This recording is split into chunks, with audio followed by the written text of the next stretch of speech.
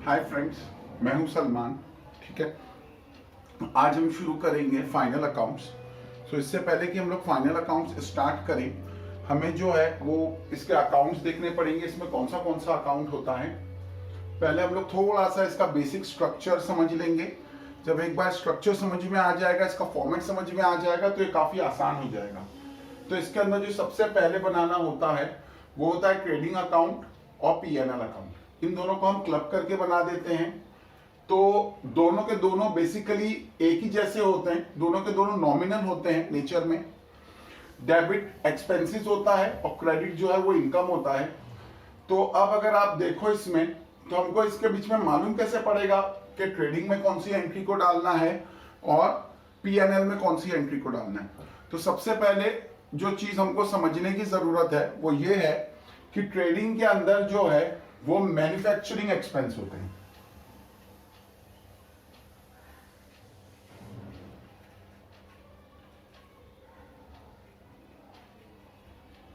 Trading में manufacturing expense होते हैं और पीएनएल में जो है वो पोस्ट मैन्युफैक्चरिंग एक्सपेंस होते हैं।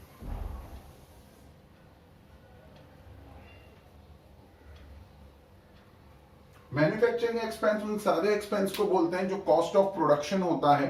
ठीक है, जैसे मटेरियल का कॉस्ट हो गया, लेबर्स की वेजेस हो गई, और उसके बाद जो है वो रॉयल्टी लग जाता है, समटाइम्स कभी कैरेज इनवर्ड होता है या इंपोर्ट ड्यूटी लग जाती है। ठीक है, तो वैसे बेसिक 8-10 ही एक्सपेंस होते हैं, वो ट्रेडिंग में आते हैं, और बाकी सारे जो मेजर हमारे एक्सपेंसेस होते हैं वो पीएनएल में आते हैं। उसी तरीके से अगर हम लोग इसके क्रेडिट साइड पर आ जाएं, तो ये तो बहुत ही शॉर्ट होता है। इसमें सिर्फ 6 मैक्सिमम इसके अंदर जो है वो 6 ही एंट्रीज आ सकती हैं। तो इसमें सबसे पहले आ सकता है बाय सेल्स। ठीक है, इसमें से ज्यादातर प्रॉब्लम्स में रिटर्न्स दिया हुआ है, तो इसमें से लेस कर देंगे रिटर्न्स।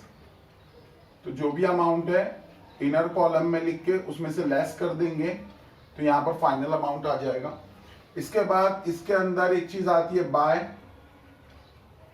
Closing stock. इसमें ये ऑलरेडी एडजस्टमेंट है, डायरेक्ट बाहर चला जाता है। उसके बाद इसमें एक चीज आ सकती है बाय गुड्स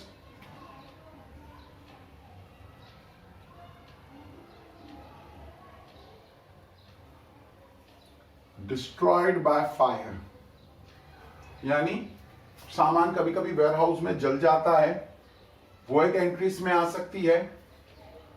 और इसमें आ सकता है बाय गुड्स विथड्रॉन। कभी कभी पार्टनर्स अपने पर्सनल यूज के लिए गुड्स विथड्रॉ कर देते हैं, वो इसमें आ सकता है। उसके बाद एक एंट्री इसमें हो सकती है by goods distributed as free sample। तो ये इसकी 5th एंट्री है, इसका भी अमाउंट इसमें डायरेक्ट आ सकता है। और एक लास्ट इसमें आ सकता है बाय गुड्स स्टोलन। यही 6 एंट्रीज हैं जो हमारे ट्रेडिंग अकाउंट के क्रेडिट साइड पर आती है। अब आप यहां पर देखो तो 6 की 6 एंट्रीज में एक चीज कॉमन है, और वो कॉमन चीज है यहां पे जो भी बात हो रही है ना वो गुड्स की हो रही है। जो चीज हम सेल्स करते हैं वो गुड्स है, जो चीज क्लोजिंग स्टॉक है वो गुड्स है। गुड्स जल गए, गुड्स चोरी हो गए, गुड्स सैंपल बोल के डिस्ट्रीब्यूट कर दिए, या गुड्स पर्सनल यूज के लिए विड्रॉ कर लिए। तो इन सब 6 के 6 में जो कॉमन फैक्टर है वो गुड्स है। तो इसको जो है हम गुड्स इंफॉर्मेशन भी बोल सकते हैं। जो भी प्रोडक्शन हुआ, जो भी हमने मैन्युफैक्चरिंग एक्सपेंस करके जो भी मैन्युफैक्चर करते हैं उसका क्या हुआ, वो गुड्स हमने क्या किए, कितने बेच दिए, कितने स्टॉक में रखे, कितने जो है हमने जल गए या चोरी हो गए, या जो है वो हमने डिस्ट्रीब्यूट कर दिए फ्री सैंपल बोल के, या फिर जो है ओनर ने उसको विड्रॉ कर लिया। वो सारी इंफॉर्मेशन हमको यहाँ पे मिल जाती है कि प्रोड्यूस किए हुए गुड्स का हुआ क्या। ठीक है, तो यहाँ पर मैक्सिमम आपकी 6 एंट्रीज आ सकती है। कभी भी जो है वो 6 के बाद कोई 7वीं एंट्री आपको यहाँ देखने को नहीं मिलेगी। तो ये बहुत इंपॉर्टेंट है। और इस साल का अगर आप पैटर्न देखें तो इसमें 2 एडजस्टमेंट हमेशा ट्रेडिंग के क्रेडिट साइड में जारी है। क्लोजिंग स्टॉक तो 100% एडजस्टमेंट होती है। नॉर्मली हर प्रॉब्लम की पहली एडजस्टमेंट जो है क्लोजिंग स्टॉक की एडजस्टमेंट होती है। उसके अलावा आप देख लो अक्सर 80% प्रॉब्लम्स में 10 प्रॉब्लम दिए हुए हैं प्रैक्टिस प्रॉब्लम में, उसमें से 8 के अंदर ये जो नीचे दिए हुए 4 हैं, इसमें से कोई ना कोई एंट्री जो है वो वहां पर है। इसके एडजस्टमेंट है, ये सारी की सारी आपको एडजस्टमेंट में ही मिलती है क्योंकि गुड्स इंफॉर्मेशन है। गुड्स इंफॉर्मेशन जो है सेल्स को छोड़ के बाकी सारा जो है वो हमको एडजस्टमेंट में ही मिलता है। ठीक है, तो आप देखोगे तो एक एडजस्टमेंट क्लोजिंग स्टॉक की, ये तो 100% है। और उसके अलावा इन 4 में से जो है कोई ना कोई एडजस्टमेंट वहां पर जरूर है, जिसमें सबसे ज्यादा जो एडजस्टमेंट आती है वो गुड्स डिस्ट्रॉयड बाय फायर की आती है। ठीक है, तो आप इसको अगर समझ लेते हैं कि यहाँ पर मैक्सिमम 6 ही एंट्रीज हैं, कभी भी कोई 7वीं एंट्री नहीं आ सकती। और 6 में से एक जो है वो आपको ट्रायल बैलेंस में मिल जाएगा सेल्स का। और उसके अलावा जो 5 के 5 हैं वो 5 आपको जो है वो मिलेंगे आपके एडजस्टमेंट्स में। ठीक है, तो ये हो गया हमारे ट्रेडिंग का क्रेडिट। हमने बात की पहले मैन्युफैक्चरिंग एक्सपेंसेस की और हमने बात की पोस्ट मैन्युफैक्चरिंग एक्सपेंसेस की। अब इसके अंदर ये कैसे मालूम पड़ेगा कि कौन सा एक्सपेंस जो है वो डायरेक्ट है नेचर में और कौन सा जो है वो इनडायरेक्ट है। तो इसके लिए हम लोग ये कर सकते हैं, सबसे पहला इनडायरेक्ट एक्सपेंस जो होता है वो होता है वेयरहाउस एक्सपेंस। वेयरहाउस एक्सपेंस जो है वो इनडायरेक्ट एक्सपेंस का सबसे पहला एक्सपेंस होता है। डायरेक्ट एक्सपेंस जब होते हैं जब प्रोडक्ट जो है वो कंपनी के अंदर होता है। एक बार प्रोडक्ट जो है वो मैन्युफैक्चर हो गया और उसके बाद जो है वो आपके वेयरहाउस में आ गया, तो वेयरहाउस में आते ही जो है अब इनडायरेक्ट एक्सपेंस आना शुरू हो जाते हैं। तो कुछ एक्सपेंसेस के बारे में हम स्टडी करेंगे जिसमें बच्चे अक्सर कंफ्यूज्ड होते हैं। तो सबसे पहले वेयरहाउस एक्सपेंस, ये ट्रेडिंग में ये P&L के अंदर है। ठीक है, वेयरहाउस एक्सपेंस जो है वो P&L का सबसे पहला एक्सपेंस होता है। इसके बाद जिसमें बच्चे कंफ्यूज्ड होते हैं वो है export duty and import duty. Import duty trading में जाता है और एक्सपोर्ट ड्यूटी जो है वो आपका P&L में आता है। ठीक है, फिर उसी तरीके से अगर आप देखो इंपोर्ट ड्यूटी एक्सपोर्ट ड्यूटी, इसी तरीके से एक एक्सपेंस होता है आपका कैरेज इनवर्ड, ये जाता है ट्रेडिंग के अंदर। और एक एक्सपेंस होता है आपका कैरेज आउटवर्ड। ठीक है,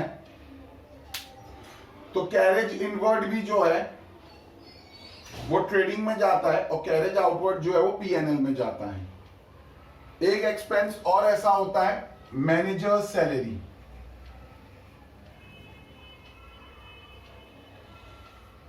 ये ट्रेडिंग में जाता है मैनेजर सैलरी, और सिर्फ सैलरी कहा है तो ये आपका P&L में आ जाता है। ठीक है, तो ये इतने सारे जो एक्सपेंसेस हैं उसमें बच्चे अक्सर कंफ्यूज हो जाते हैं, खासतौर पे वेयरहाउस एक्सपेंस को लेकर। वेयरहाउस एक्सपेंस जो है वो P&L का एक्सपेंस है। उसी तरीके से एक्सपोर्ट ड्यूटी P&L का एक्सपेंस है और इंपोर्ट ड्यूटी जो है वो ट्रेडिंग का एक्सपेंस है। कैरेज आउटवर्ड कहा तो P&L का एक्सपेंस है और कैरेज इनवर्ड कहा तो वो ट्रेडिंग का एक्सपेंस है। मैनेजर सैलरी कहा तो ट्रेडिंग का एक्सपेंस है और खाली सैलरी कहा तो वो P&L का एक्सपेंस है।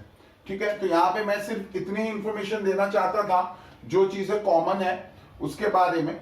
और दूसरा जो है हमारा P&L का जो क्रेडिट साइड होता है उसमें किसी भी चीज की अगर इनकम आती है तो उसको हम जो है वो क्रेडिट में लिखते हैं। ठीक है, ऑलरेडी 11th में हमने देखा है dividend received, interest received, rent received, ये सब चीजें जो है वो हमारी इनकम होती है। तो अगर कोई भी इनकम है तो वो पीएनएल के क्रेडिट में आएगी।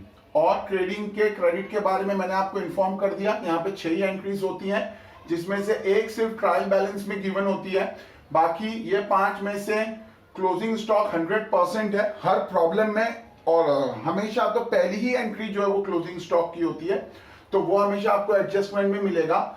और ये 4 में से भी इस बार ऑलमोस्ट हर प्रॉब्लम में, मैंने आपको बताया 10 में से 8 प्रॉब्लम के अंदर इन 4 में से कोई ना कोई एंट्री है, वो भी आपको एडजस्टमेंट में ही मिलेगी। ठीक है, तो ये एंट्रीज जो ज्यादातर एडजस्टमेंट में ही होती है, 5 एडजस्टमेंट में और एक ट्रायल बैलेंस में। मैक्सिमम 6 ही एंट्रीज है यहाँ पर, कभी भी किसी भी हाल में 7वीं एंट्री कभी नहीं आई 12th के लेवल पे। और मैंने आपको बताया पीएनएल का क्रेडिट साइड जो होता है वो इनकम होता है। इनकम क्या होती है? कमीशन रिसीव्ड, रेंट रिसीव्ड और इंटरेस्ट रिसीव्ड, डिविडेंड रिसीव्ड, यही नॉर्मली हमारी इनकम्स होती है। फिर उसके बाद मैंने आपको यहाँ पर कुछ एक्सपेंसेस बताए कॉमन। मैन्युफैक्चरिंग में हम लोग यानी ट्रेडिंग के डेबिट में हम लोग डालते हैं इंपोर्ट ड्यूटी को, कैरेज इनवर्ड को, मैनेजर सैलरी को, और इसी से मिलते जुलते टर्म्स जो हैं वो पीएनएल में चले जाते हैं। तो वो कौन से होते हैं? वेयर हाउस एक्सपेंस होता है, एक्सपोर्ट ड्यूटी होता है, कैरेज आउटवर्ड होता है और सैलरी होता है। तो ये थोड़ी सी बेसिक आइडिया थी हमारे ट्रेडिंग और पीएनएल के बारे में। उसके बाद हमारा एक पार्टनर्स कैपिटल अकाउंट होता है, दोनों पार्टनर्स का क्या कैपिटल है, क्या उनकी ड्रॉइंग्स हैं, इसका पूरा कैलकुलेशन हम लोग पार्टनर्स कैपिटल अकाउंट में करते हैं। और उसके बाद जो है बैलेंस शीट है। ऑलरेडी आप लोग 11 से ये सब करके आए हैं, लेकिन मैं फिर भी एक थोड़ा सा रिवीजन के लिए बता रहा हूँ कि बैलेंस शीट जो है उसमें असेट साइड में सारे एसेट्स होते हैं और लायबिलिटीज में कैपिटल का जो भी बैलेंसिंग फिगर होगा वो आ जाएगा। और इसमें नॉर्मली 2-3 ही एंट्रीज होती है, जैसे क्रेडिटर्स होती है, बिल्स पेबल होती है, बैंक ओवरड्राफ्ट होती है या फिर लोन होता है। ज्यादा एंट्रीज होती नहीं लायबिलिटीज में। इवन अगर क्रेडिट साइड को देखा जाए किसी भी ट्रायल बैलेंस का जो कि फाइनल अकाउंट्स के लिए आता है, तो मैक्सिमम 6-7 उतनी ही जो है वो एंट्रीज हमको देखने को मिलती है। तो उसमें से एक सेल्स होती है और एक कैपिटल होता है, creditors, bills payable most probably होती है वहां पर, कभी कभी कोई एक इनकम होती है। बस इतनी ही एंट्रीज जो है क्रेडिट साइड पे होती हैं। बाकी सब जो है वो ज्यादातर एंट्रीज आपको डेबिट में ही मिलती है। जैसे जैसे हम लोग आगे बढ़ेंगे आपकी प्रैक्टिस होती जाएगी, आप और अच्छे से जो है इसको समझ जाएंगे। अब यहाँ पर हम लोग हमारे लेक्चर को स्टॉप करेंगे। इसके बाद कुछ रिक्वेस्ट है आप लोगों से। आप हमारा वीडियो देख रहे हैं तो आप इसको लाइक कीजिए, ठीक है। अगर आपको पसंद ना आए तो आप इसको डिसलाइक कीजिए। प्लीज आप सब्सक्राइब कर दीजिए, क्योंकि 1 महीने के अंदर हम पूरा पोर्शन जो है, एक एक प्रॉब्लम जो हमारे प्रैक्टिस प्रॉब्लम में है उसको सॉल्व करने वाले हैं। ओके, तो उसके नंबरिंग के साथ हम उसको जो है वो डिस्क्रिप्शन में डालेंगे। तो आप जब जिस नंबर का आपको प्रॉब्लम चाहिए, जैसे हम लोग सबसे पहले जो है वो फाइनल अकाउंट्स का 7th प्रॉब्लम करने वाले हैं। So if you have any doubt in the 7th problem, तो आप क्या कर सकते हो, आप जो है वो final account 7th problem, 7th practice problem करके अगर आप डिस्क्रिप्शन में डालोगे तो डायरेक्टली आपको वही वीडियो मिलेगा, ठीक है। तो इससे आपको बहुत बेनिफिट रहेगा। तो मैंने आपसे कहा कि आप लाइक कर सकते हैं, डिसलाइक कर सकते हैं, कमेंट्स करो, कुछ समझ में नहीं आया तो कमेंट्स करो। एक अलग लेक्चर करके वीकली मोस्टली जो है मैं कमेंट्स को आंसर करूंगा, ठीक है। तो उससे भी आपके बहुत सारे जो प्रॉब्लम्स होंगे, बहुत सारे इश्यूज होंगे वो सॉर्ट आउट हो जाएंगे। ये जो लेक्चर है ये 1 वे लेक्चर है, ठीक है। मैं बोल रहा हूं और आप उसको देख रहे हो, तो मुझे नहीं मालूम पड़ता कि आपको समझ में आ रहा है या नहीं समझ में आ रहा है। तो आप अगर कमेंट करोगे तो मुझे पता चलेगा कि मैंने कौन सी चीज सिखाई जो आपको समझ में नहीं आई है। तो उसकी वजह से मैं आपको क्या कर सकता हूँ, रिप्लाई कर सकता हूँ। I just want to make it 2 way, ठीक है। आप कमेंट करोगे तो मुझे मालूम पड़ेगा कि लेक्चर के अंदर क्या शॉर्टकमिंग्स रह गई थी। तो प्लीज जो है वो लाइक करो, डिसलाइक करो, सब्सक्राइब करो, और जो है अगर कुछ भी डाउट होता है तो कमेंट करो, ठीक है। जितना आप ज्यादा कमेंट्स करेंगे मैं आपके हर एक कमेंट का जो है वो आंसर करूंगा वीकली बेसिस पे। अगर ज्यादा कमेंट्स हो जाते हैं तो ट्वाइस अ वीक भी हो सकता है, कोई इसमें इश्यू नहीं है, ठीक है। तो that's it for the day. चलो बाय।